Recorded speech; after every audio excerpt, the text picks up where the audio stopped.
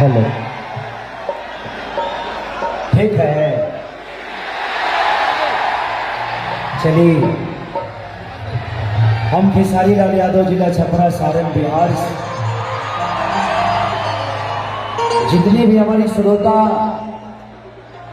भगवान स्वरूपी श्रोता जितने भी आए हैं, मैं सबका चरण छू के प्रणाम कर रहा हूँ। एक ताली बजाकर श्रोता। अब सबकर चरण छुए खातिर जाए तो ज्यादा टाइम लगेगा।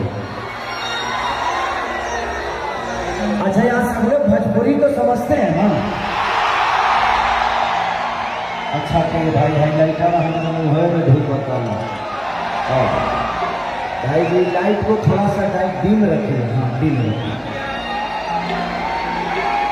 हम लौकाई दे रहे हैं क्योंकि आप सब मुझे देख पा रहे हैं, मैं आपको नहीं देख पा रहा हूँ इस लाइट की वजह से। तो कुछ अलग से लाइट दे दीजिए ताकि मैं भी देख पाऊँ इनको। हमारा मोरिये पे बार दो ना, पागल करे तो बड़ा बात तो हमारा के।